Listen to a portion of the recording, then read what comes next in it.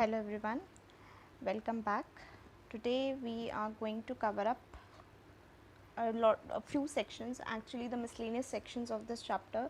Otherwise we have already covered all the sections from this chapter. So today we will be covering section number 166, 170, 171 and 172. So let's start with section number 166, which is given on page number 1.43 of the study material, which is duties of directors. Okay, so duties of directors appointed in a company have various duties to perform. The foremost duty of the directors is to act honestly and diligently and in the best interest of the company so that the objective of wealth maximization is achieved for the stakeholders. So directors जो appoint होते हैं company में, उनके पास काफ़ी सारे काम होते हैं करने के लिए. जो फोमोस्ट ड्यूटी उनकी होती है वो ये होती है कि वो अच्छी तरह से काम करें, डिलीजेंटली काम करें, ऑनेस्टली सारी चीज़ें करें और जो भी काम करें that should be in the best interest of the company. और best interest of the company का मतलब होता है शेयर होल्डर्स की वेल्थ. हर एक कंपनी का जो मेन ऑब्जेक्टिव होता है वो होता है कि अपने शेयर होल्डर्स की वेल्थ को मैक्सिमाइज़ करना. ठीक है, तो अब शेयर होल्डर्स ना कह के स्टेक होल्डर्स कहा जाता है, क्योंकि कंपनी से सिर्फ शेयर होल्डर्स ही नहीं जुड़े हुए होते बल्कि बहुत और भी लोग होते हैं जो कंसर्न्ड होते हैं, रिलेटेड होते हैं, जिनको अफेक्ट होता है. So in no case any business opportunity which falls within the ambit of the company can be exploited by the directors for their own benefits. So किसी भी केस में अगर कोई ऐसी business opportunity है जो कंपनी के एम्बिट में आ रही है, आप उसको डायरेक्टर्स अपने खुद के बेनिफिट के लिए उसको एक्सप्लॉइट नहीं कर सकते. तो ड्यूटीज़ क्या हो गई? ड्यूटी तो ये हो गई कि ऑनेस्टली काम करो, सारी चीज़ें best interest of the company में होनी चाहिए, shareholders rather stakeholders के वेल्थ मैक्सिमाइजेशन से रिलेटेड होनी चाहिए. ठीक है, तो अब आ जाते हैं मेन सेक्शन 166 पर, जो गिवन है पेज नंबर 1.44 पर. Duties as per section 166. Duties of directors, more particularly the statutory duties क्या हैं, क्योंकि ड्यूटीज़ तो बहुत तरीके की हो सकती है ना, ज़रूरी थोड़ी ना है जो सेक्शन में लिखी हैं वो ही सिर्फ और सिर्फ वही ड्यूटीज़ होती हैं. जो सेक्शन में नहीं लिखी वो भी तो हमारी कुछ इम्प्लाइड ड्यूटीज़ होती हैं. ऑनेस्टी, ट्रस्टवर्दीनेस, ये सारी चीज़ें क्वालिटेटिव होती हैं, तो ये सेक्शन में नहीं लिखी होंगी, बट हाँ ये ड्यूटी तो होती है ना, रिस्पॉन्सिबिलिटी तो होती है किसी भी डायरेक्टर की. तो यहाँ जो सेक्शन के अंदर लिखी होगी वो होंगी स्टैट्यूटरी ड्यूटीज़ की, लॉ के हिसाब से क्या है, कंपनीज एक्ट के हिसाब से क्या है. ठीक है, so duties of directors, more particularly the statutory duties have been prescribed for the first time in the statute. Section 166 specifies the following duties which are required to be accomplished by a director. So क्या क्या duties हैं? Total 6 points इसमें दिए हुए हैं. तो पहला point है he shall act in accordance with the articles of the company subject to the provisions of the Companies act 2013. So सबसे पहली चीज़ ये है, जो कंपनी का आर्टिकल ऑफ एसोसिएशन है, AOA है, उसके हिसाब से काम करो, उसके दायरे में रह के काम करो. और साथ ही साथ इस चीज़ का ध्यान रखो कि अगर कोई चीज़ कंपनीज एक्ट के विरुद्ध जा रही होगी, मतलब कंपनीज एक्ट में लिखा नहीं है कि AOA के पास उसको सुपरसीड करने की पावर है, तो उस केस में AOA में कुछ भी लिखा हो उससे कोई फ़र्क नहीं पड़ता. इसीलिए लिखा है subject to the provisions of companies act 2013, मतलब AOA को कंप्लाई करो, उसके हिसाब से चलो, लेकिन कंपनीज एक्ट को मत भूल जाना. कंपनीज एक्ट के प्रोविजंस ऑलवेज सुपरसीड इट. तो अगर कंपनीज एक्ट में उसको पावर दी हुई कि AOA अगर ऐसा कहता है तो आप कर सकते हो, तो तब AOA becomes more powerful. Okay, second point, he shall act in good faith in order to promote the objects of the company for the benefit of its members as a whole. तो वो good faith में काम करेगा, ठीक है, जिससे कि क्या कर सके, कंपनी के जो भी ऑब्जेक्टिव्स हैं उसको प्रमोट कर पाए और उसकी वजह से क्या होगा, मेंबर्स को भी बेनिफिट होगा.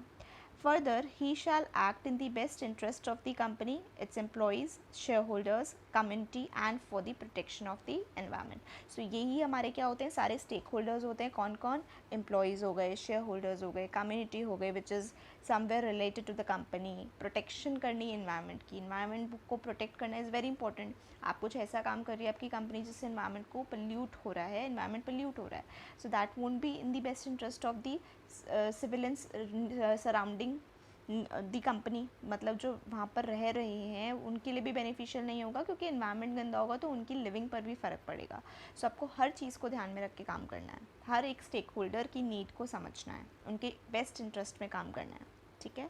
He shall exercise his duties with due and reasonable care, skill and diligence and shall exercise independent judgment. So इसमें क्या लिखा हुआ है कि वो अपनी ड्यूटीज़ को ध्यान से, समझदारी से करेगा, अपनी स्किल्स का यूज़ करके करेगा और डिलीजेंटली काम करेगा, और अपनी इंडिपेंडेंट जजमेंट लगाएगा, किसी के इन्फ्लुएंस में आके काम नहीं करेगा, कहीं पर भी बायसनेस नहीं दिखाएगा, अपने खुद के बेनिफिट के लिए काम नहीं करेगा, बल्कि कंपनी एज अ होल के बेनिफिट के लिए काम करेगा। Fourth point, he shall not involve in a situation in which he may have a direct or indirect interest that conflicts or possibly may conflict with the interest of the company. ऐसी किसी situation में involve नहीं होना जिससे कि directly तो नहीं हो रहा बट इनडायरेक्टली आप ही को बेनिफिट हो रहा है, या आप ही के इंटरेस्ट में है, या फिर आपका इंटरेस्ट और कंपनी का इंटरेस्ट कॉन्फ्लिक्टिंग नेचर का है, मतलब आपको फ़ायदा हो रहा है तो कंपनी को नुकसान हो रहा है, या फिर ऐसी कोई ट्रांजैक्शन जिसको करने की वजह से हो सकता है, तो ऐसी किसी भी सिचुएशन में आप इन्वॉल्व मत हो, ये आपकी ड्यूटी बनती है as a director. He shall not achieve any undue gain or advantage either to himself or to his relatives, partners, associates, क्योंकि ये भी आपके related persons ही होते हैं, चाहे वो relative हो, चाहे partner हो, चाहे associate हो, इनमें से किसी को भी undue gain या advantage नहीं होना चाहिए, ठीक है। In case such director is found guilty of making any undue gain, he shall be liable to pay an amount equal to that gain to the company। अगर डायरेक्टर गिल्टी पाया जाता है, किस लिए कि वो कोई अनड्यू गेन कर रहा था खुद, या फिर अपने रिलेटिव को, पार्टनर को, एसोसिएट को करवा रहा था, सो इस केस में क्या होगा, वो लाइबल हो जाएगा to pay the amount of the gain which he or his relative or partners or associates may have earned, ठीक है। तो वो आपको वापस कंपनी को देना पड़ेगा अगर ये चीज़ प्रूव हो जाती है, ठीक है। 6 पॉइंट पर आते हैं। 6 पॉइंट में क्या है, he shall not assign his office and if any assignment is so made it shall be void, मतलब अपना ऑफिस असाइन किसी और को नहीं कर सकते, और अगर करते हो तो वो वॉइड माना जाएगा। अब असाइनमेंट ऑफ ऑफिस का मतलब क्या है, नाम आपका है, डायरेक्टर आप हो, लेकिन आपका काम कोई और कर रहा है, आप साइन कर देते हो। काम डेलीगेट करने में फ़र्क होता है, और पूरा का पूरा काम किसी और से कराना, खुद कुछ भी नहीं करना, कुछ भी नहीं, अपना सारा सारा जो एज अ डायरेक्टर आपका रिस्पॉन्सिबिलिटी बनती है, आपने पूरा का पूरा किसी को दे दिया। तो delegation of work and assignment of office both are different, ठीक है। So the assignment of office has been made invalid because of the fact that the shareholders have elected a particular person as a director for the management of their company. किसी बंदे को director appoint किया जाता है, कहाँ पे किया जाता है, generally in the general meeting. तो जनरल मीटिंग में शेयर होल्डर्स आप पर भरोसा करके, आपकी कैपेबिलिटीज़ पर भरोसा करके आपको अपॉइंट करते हैं एज दी डायरेक्टर। अब आप खुद काम ना करके पूरा का पूरा किसी और से करवा रहे हो, आप कुछ भी नहीं देख रहे हो, सो फिर डायरेक्टर्स का जो काम था, मतलब जो शेयर होल्डर्स ने एज अ डायरेक्टर आप पे ट्रस्ट किया था, वो दूसरे पर कैसे करें। So, the assignment of office has been made invalid because of the fact that the shareholders have elected a particular person as director for the management of their company. If such person assigns his office to some other person, the shareholders may not have faith in the other person, and therefore a person who does not command the faith of the shareholders cannot be given the responsibility to manage the company. In other words, it is required of the original director to carry out his duties of directorship on his own without assigning them to some other person. Delegation of duties to other staff members wherever permitted is not akin to assignment of office. Delegation करना duties का, that is not assignment of office, ठीक है। अब आती है punishment for non accomplishing the statutory duties. अब punishment क्या होगी अगर आपने स्टैट्यूटरी ड्यूटीज़ को अकम्प्लिश नहीं किया। So if any director of the company contravenes the provisions of section 166, तो ये जो डायरेक्टर होगा he shall be punishable with the fine which shall not be less than, मतलब कम से कम 1 लाख रुपये का तो फाइन लगेगा ही लगेगा, लेकिन वो मैक्सिमम कितना हो सकता है, 5 लाख हो सकता है। तो मोस्टली आपने देखा होगा ये वाली पेनल्टी बड़ी कॉमन है, 1 लाख टू 5 लाख वाली, तो इसमें भी सेक्शन 166 में दी हुई है। मतलब कुछ पेनल्टीज़ याद करना becomes a challenge, I know, मेरे को भी याद नहीं होती, बट हाँ हम ट्राई तो कर सकते हैं। अगर हम बार बार कोई सेक्शन सुनेंगे, पढ़ेंगे, तो कहीं ना कहीं कुछ ना कुछ तो हमें याद हो ही जाएगा डेफिनेटली। तो सेक्शन 166 में क्या पेनल्टी है, 1 लाख टू 5 लाख, ठीक है। सम अदर ड्यूटीज़ की बात करें तो some other duties are described as under, जैसे कि डॉक्यूमेंट्स को फाइल करना, ठीक है, ये ड्यूटी किसकी हो जाती है, डायरेक्टर की। बहुत सारे डॉक्यूमेंट्स होते हैं जो हमें आरओसी को फाइल करने पड़ते हैं, तो ये सारे के सारे टाइम लिमिट्स के अंदर अंदर आपको फाइल करने होते हैं। ड्यू डेट होती है हर चीज़ की, हर एक फाइलिंग की ड्यू डेट होती है, तो वो ड्यू डेट तक फाइल करना किसकी ड्यूटी बन जाती है, डायरेक्टर की। So it is the duty of the directors to file various documents required to be filled by required to be filed with the registrar within the specified time limits. Similarly, whenever required, the requisite documents must also be filled with other statutory bodies. ठीक है, next आ जाता है to convene the general meetings as and when required. Annual general meeting and extraordinary general meetings EGMs need to be convened by the directors. So जब भी ज़रूरत पड़े कि AGM बुलानी है, EGMs रखनी है, तो किसको करनी पड़ती है ये सारी तैयारी, डायरेक्टर्स को करनी पड़ती है। डायरेक्टर की ड्यूटी होती है कि मीटिंग कब होनी है, कैसे होनी है, कहाँ होगी, वो सारे अरेंजमेंट्स कौन करता है, डायरेक्टर्स की ड्यूटी होती है। नेक्स्ट आता है to attend the board meeting. अब जनरल मीटिंग तो शेयर होल्डर्स अटेंड करते हैं, उनके लिए होती है, बट बोर्ड मीटिंग्स तो बोर्ड ऑफ डायरेक्टर्स के लिए होती है। So to attend the board meetings is the platform where collective decisions are taken for managing the company profitably. Board meeting एक ऐसा प्लेटफॉर्म है जहाँ पर कलेक्टिव डिसीजंस लिए जाते हैं जिससे कि आप कंपनी को प्रॉफिटेबली मैनेज कर सको, ठीक है।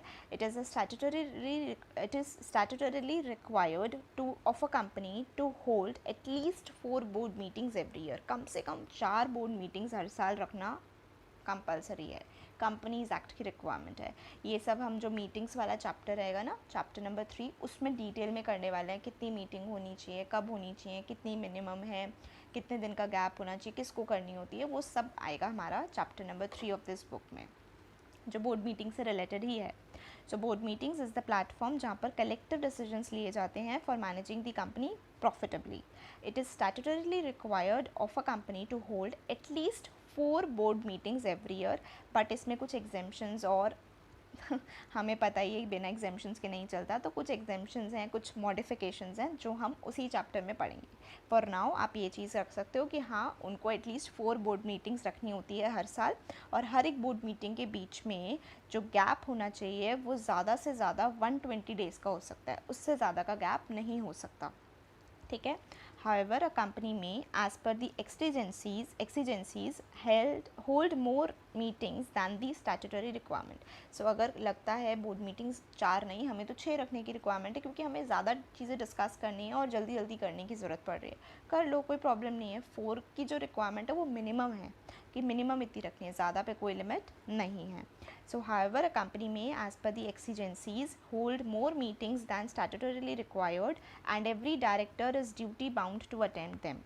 A director, though, may not attend all the board meetings held in a year, but in case he remains absent from all such meetings held within a period of 12 months, either with or without seeking leave of absence, he shall be deemed to have vacated his office.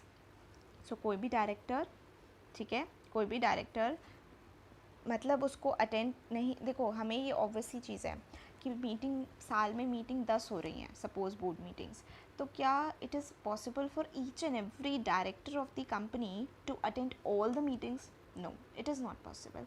सी, सबके अपने अपने काम हो सकते हैं, सब कोई हो सकता है कोई बिजनेस मीटिंग के लिए बाहर गया हुआ है, किसी और चीज़ के लिए बाहर गया हुआ है, तो हर एक मीटिंग अटेंड करना हर एक डायरेक्टर के लिए इज़ नॉट पॉसिबल। इसीलिए वहाँ पर ये लिखा हुआ है कि मानते हैं कि आप सारी की सारी बोर्ड मीटिंग्स पूरे साल में होने वाली अटेंड नहीं कर सकते, लेकिन ऐसा भी मत करना कि पूरे 12 महीने में एक भी बोर्ड मीटिंग आपने अटेंड नहीं करी। अब ये बहाना मत लगाना कि आपने लीव ऑफ एब्सेंस ले लिया था मीटिंग से, मतलब आपने पहले ही परमिशन ले ली थी कि मैं एब्सेंट रहूँगा तो इसलिए मुझे अलाउ कर दो। नो, लॉ में लिखा हुआ है कि अगर 12 महीने में आपने एक भी मीटिंग अलाउ नहीं, एक भी मीटिंग अटेंड नहीं करी, तो 167 के हिसाब से वेकेशन ऑफ ऑफिस हो जाएगा, deemed to have been vacated his office, ठीक है। Next, to disclose the interest, ये सेक्शन 184 से रिलेटेड है। In the ordinary course, it is required of a director that his interest should not clash with the interests of the company. That is, he should not get himself benefited from a transaction, the profit of which belongs to the company. If it happens and a director gets interested in a transaction belonging to the company, it is his duty to disclose such interest at the very first board meeting he attends after becoming interested in the transaction. तो ये उसकी duty बन जाती है कि वो directors को उस पहली मीटिंग में ही बता दे कि मैं इस ट्रांजैक्शन में इंटरेस्टेड हूँ. देखो क्या होता है, काफ़ी सारी ट्रांजैक्शंस कंपनी अंडरटेक करती रहती है, तो हो सकता है कुछ ट्रांजैक्शंस ऐसी आ गई जिसमें उसके रिलेटिव्स या उसकी फर्म जहाँ पर वो पार्टनर है उनसे ट्रांजैक्शन होने वाली है. तो उन पर्टिकुलर ट्रांजैक्शन में ही इज़ डायरेक्टली और इनडायरेक्टली रिलेटेड, कंसर्न्ड, इंटरेस्टेड. तो इसीलिए उसको बोर्ड मीटिंग के अंदर इस चीज़ का डिस्क्लोजर कर दे कि मैं इस पर्टिकुलर ट्रांजैक्शन में इंटरेस्टेड हूँ. तो इस चीज़ का डिस्क्लोज करना ये उसकी ड्यूटी बनती है. सेक्शन 184 इसी की वजह से आया है. ठीक है. So thereafter such interest should be disclosed in the first board meeting held in every financial year. In case there is any change in the disclosure already made by the director, such change needs to be brought in the knowledge of other directors in the first board meeting which he attends after occurring of such change. A detailed disclosure of interest and punishment for non-disclosure is discussed at the appropriate place, that is section number 184. इसी book के chapter number 3 के अंदर आएगा. ठीक है. Next point, to approve the annual financial statements. Financial statements जो annually prepare होती हैं उसका approval. So before seeking auditor's report, the annual financial statements, that is the balance sheet, the statement of profit and loss, cash flow statements, etc., including the consolidated financial statements if any, are required to be approved by the directors. So auditor की report लेने से पहले क्या कराना पड़ता है, annual financial statements को approve करवाना पड़ता है. ठीक है, डायरेक्टर से. तो वो किसकी ड्यूटी है, डायरेक्टर की ड्यूटी है. Next point, to approve and attach the board report. A report by the board of directors containing the requisite particulars on the affairs of the company, including the director's responsibility statement, is required to be attached with the financial statements after its approval. So क्या कराना है, आपको approve करवाना है और board report को attach करवाना है. तो a report by the board of directors containing the requisite particulars on the affairs of the company, including the director's responsibility statement, ये सब आपको अटैच करनी है. सो जो आपने अगर प्रैक्टिकली देखा है तो आपको पता होगा, अदरवाइज़ मैं आपको बता देती हूँ कि जो फाइनेंशियल स्टेटमेंट्स होती हैं उसके साथ साथ आपकी एक बोर्ड रिपोर्ट भी जाती है. बोर्ड रिपोर्ट के अंदर एक डायरेक्टर्स रिस्पॉन्सिबिलिटी स्टेटमेंट भी होता है जिसके अंदर बताना पड़ता है कि डायरेक्टर की क्या क्या रिस्पॉन्सिबिलिटीज़ हैं और उन्होंने उसके साथ कंप्लायंस किया है या नहीं. तो उसी की बात बोर्ड रिपोर्ट को भी आपको अटैच करना पड़ता है with the financial statements. Next आ जाता है to appoint the first auditors. It is the duty of the directors to appoint the first auditors of the company. Although we know कि गवर्नमेंट कंपनी के case में नहीं होता. Government के company के केस में अपॉइंटमेंट फर्स्ट ऑडिटर्स का कौन करता है, CAG करता है. सो ये अदर कंपनीज़ के लिए बताया हुआ है कि it is the duty of the directors to appoint the first auditors of the company. Board of directors ही करते हैं, ये हमने ऑडिट में पढ़ा हुआ है. ठीक है. तो ये हमारा सेक्शन 166 हो गया कवर. अब आ जाते हैं सेक्शन नंबर 170 पर, जो आपको मिल जाएगा पेज नंबर 1.51 पर. पेज नंबर 1.51 ओपन कर लीजिए. सेक्शन नंबर 170, इसमें क्या लिखा हुआ है, इसमें लिखा हुआ है register of directors and the key managerial personal and their share holding.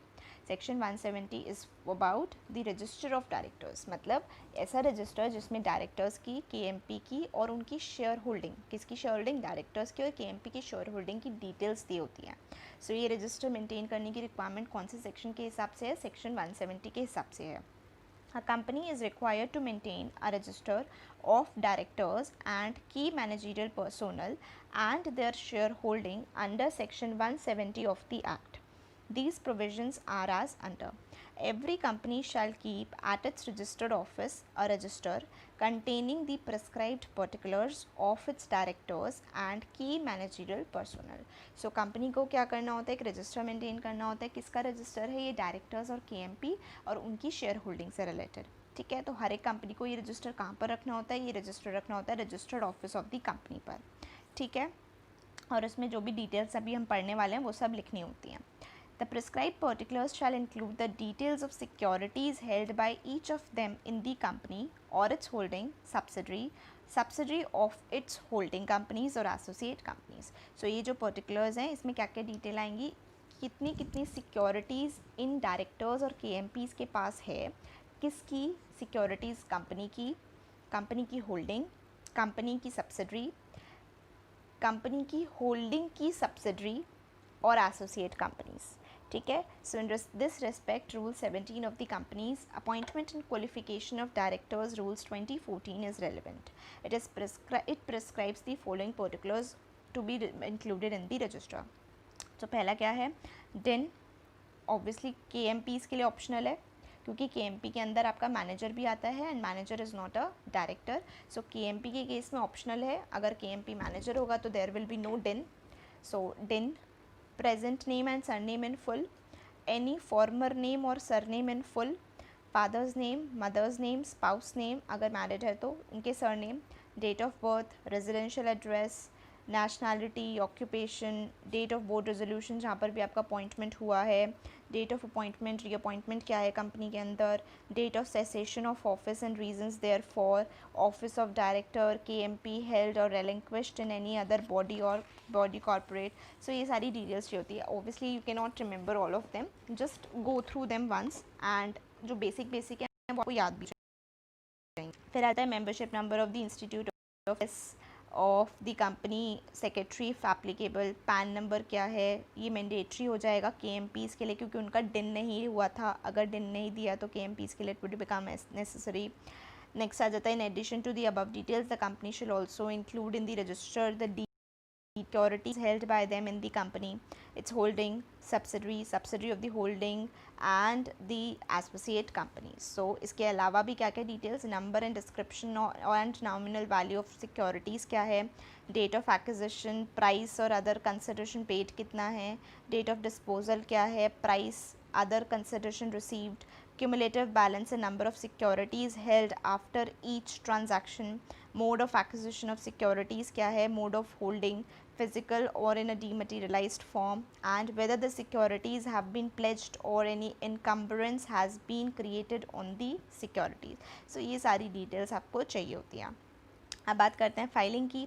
So filing of return in form DIR 12 with the registrar, section 170 subsection 2 read with rule 18 of the companies appointment and qualification of directors rules 2014 requires a company to file a return in form DIR 12 in respect of its directors and the KMP after paying the prescribed fee as under. So जैसे ही कोई भी company क्या करती है, appoint करती है किसी भी डायरेक्टर को, KMP को, तो उनको क्या करना पड़ेगा, रिटर्न फाइल करनी पड़ेगी DIR 12 के थ्रू. कितने दिनों में, अपॉइंटमेंट से 30 डेज़ के अंदर अंदर. एंड 30 डेज़ के अंदर अंदर अगर कोई चेंज भी होता है तो भी, कोई चेंज हो रहा है तो भी DIR 12 में, अपॉइंटमेंट हो रहा है तो भी DIR 12 में. टाइम लिमिट सेम है 30 डेज़ के अंदर अंदर. अब सेक्शन 170 जो है रजिस्टर मेंटेन करने के ऊपर, इसमें कुछ एग्जेम्पशन दे दी. किसको एग्जेम्पशन दे दी, गवर्नमेंट कंपनी को एग्जेम्पशन दे दी, जो कि क्या है 100% गवर्नमेंट कंपनी है. मतलब 100% paid up share capital is held by the government. तो चाहे फिर वो CG हो, SG हो, दोनों का कॉम्बिनेशन हो, या फिर वन और मोर स्टेट गवर्नमेंट्स हो. सो 100% गवर्नमेंट कंपनी को एग्जेम्पशन दे दी जिन्होंने कंप्लायंस किया हो सेक्शन 137 एंड सेक्शन 92 का. So section 170 of the Companies Act 2013 shall not apply to a government company in which the entire paid up share capital is held by the government, central government, state government, or one or more state government, central government, or by one more state government, subject to the condition कि जो government company है that has not committed any default under section 137 or 92. So I hope this is clear. अब आ जाते हैं 171 पर. Members right to inspect. Members right to inspect what, the register which you have maintained under section 170. तो members का क्या right होता है to inspect, ये सेक्शन 171 के अंदर दिया हुआ है. The members of the company have a right to inspect the register of directors and KMP which you have prepared under section 170.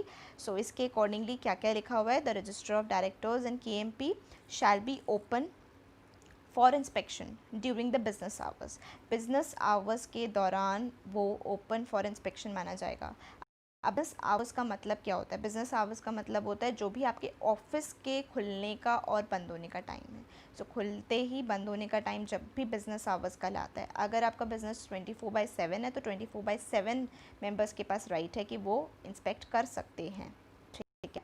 So members shall have the right to take extracts therefrom and copies thereof on request, and the same will be provided to them within 30 days free of cost. So members के पास ये तो right है ही कि वो inspect कर सकते हैं, साथ ही साथ उनका मन करे तो कोई भी पेज की कॉपी, कोई भी एक्सट्रैक्ट रजिस्टर का वो मांग सकते हैं और ये कॉपी वो रिक्वेस्ट कर सकते हैं। और ये रिक्वेस्ट करने के बाद उनको 30 डेज़ के अंदर अंदर ये रिक्वेस्ट फुलफ़िल कंपनी को फुलफ़िल करनी होती है और ये फ्री ऑफ कॉस्ट करनी होती है। ठीक है। फिर आ जाते हैं the register.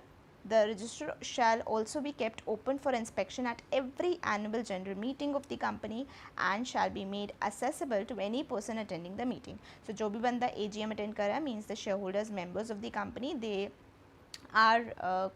they are accessible. No, the registers are accessible to them as well and on the date of AGM as well, and every AGM पर आपको वो मिल जाएगा। ठीक है। registrar to order in case of refusal. Now if any inspection during the business hours is refused, members inspect करने के लिए और आपने refuse कर दिया या फिर उन्होंने कॉपी मांगी, आपने कॉपी नहीं दी तो 30 डेज़ के बाद दी, तो उस केस में क्या होगा? तो जिस दिन भी जब भी आपने ऐसा किया तो क्या कर सकते हैं मेंबर्स? रजिस्ट्रार को एप्लीकेशन दे सकते हैं और रजिस्ट्रार क्या करेगा? रजिस्ट्रार इमीडिएट इंस्पेक्शन का ऑर्डर दे सकता है, इमीडिएट इंस्पेक्शन का ऑर्डर दे सकता है और बोल सकता है कि ये कॉपीज सप्लाई करो। सो रजिस्ट्रार के पास क्या पावर है? अगर रजिस्ट्रार को किसी भी मेंबर ने अप्लाई किया, एप्लीकेशन दी कि ऐसे ऐसे हमें इंस्पेक्शन नहीं करने दे रहे हैं या करने दे रहे हैं, बट हमने कुछ एक्सट्रैक्ट्स मांगे थे और अभी तक नहीं आए हैं, तो जब देखो 30 डेज़ हो गए अभी तक नहीं आए, तो हो सकता है ना कुछ गड़बड़ हो, कुछ मैनिपुलेशन करने की कोशिश की जा रही हो डॉक्यूमेंट्स के अंदर, इसी वजह से नहीं दे रहे हैं। तो इसीलिए इमीडिएट इंस्पेक्शन और कॉपीज़ को सप्लाई करने का ऑर्डर पास किया जा सकता है by the registrar. So if any inspection during the business hours is refused या फिर if any copy required as above is not sent within 30 days from the date of receipt of such request, the registrar shall on application being made to him order the immediate inspection and supply of copies. अब इस पर भी कुछ एग्जामेशन है, तो कुछ क्या है? वही एग्जामेशन है जिसने रजिस्टर ही मेंटेन नहीं किया, उसके लिए क्या मेंबर्स की राइट? सो रजिस्टर मेंटेन किसने नहीं किया था? गवर्नमेंट कंपनी, 100% गवर्नमेंट कंपनी ने, जिसने कंप्लायंस किया हुआ है सेक्शन 137 और सेक्शन 92 का। सो सिमिलरली एग्जामेशन यहाँ पे भी दे दी 100% गवर्नमेंट कंपनी को जिसने कंप्लायंस किया सेक्शन 137 और 92 का। So this is all about section 171। अब आ जाते हैं पनिशमेंट पर। तो पनिशमेंट की बात करें तो सेक्शन 172 के अंदर पनिशमेंट दे रखा है। Section 172 of the act provides that if a company contravenes any of the provisions of chapter 11 है ये। सो चैप्टर 11 की कोई भी प्रोविजंस का कॉन्ट्रावेंशन होता है जिसमें आपका सेक्शन 149 टू सेक्शन 171 आ जाता है, प्लस अगर कोई ऐसा सेक्शन है जिसमें कॉन्ट्रावेंशन के लिए कोई स्पेसिफिक पनिशमेंट नहीं दी हुई, तो भी आप ये वाला सेक्शन अप्लाई करके पनिशमेंट दे सकते हो। ठीक है। सो कंपनी के लिए और ऑफिसर ऑफ द कंपनी के लिए क्या क्या पनिशमेंट है? तो उनके लिए पनिशमेंट है फ़ाइन की। फ़ाइन कितना होगा? मिनिमम 50,000 और मैक्सिमम 5 लाख। सो ये सेक्शन 172 है। सो अगर कहीं भी कोई पेनल्टी पनिशमेंट नहीं दी हुई तो भी सेक्शन 172 लगा दो, प्लस सेक्शन 149 टू 171 में जो भी पेनल्टीज़ लगानी है, कोई कॉन्ट्रावेंशन अगर कंपनी करती है तो फ़ाइन लग जाएगा 50,000 to 5 lakh rupees. So this was all about this chapter number 1. In the next video I'll be covering your test your knowledge portion, whereby we'll be covering the questions MCQs together, and this way we'll be done with this chapter. The next part would be the last one. I hope you all enjoyed these sessions with me, and we are just left with the questions. And if you have any suggestions regarding the videos, like what improvements do I need to make, I would love to have your comments in the comment section below, and would definitely try incorporating the same. And if you like the content and you think this is really useful for you, only then like the channel, share the videos with everyone who might get help from these, and subscribe to the channel for more such videos, because I'll be uploading a lot of videos, especially from law subject, and I'm planning for audit as well. So let's see if I'll be able to do it, and I just need your support and blessings. Thanks a lot for attending this session. That's it. Okay, bye bye. See you in the next video. Until then, stay safe, stay healthy, and I'll be back soon with the next video. Bye bye.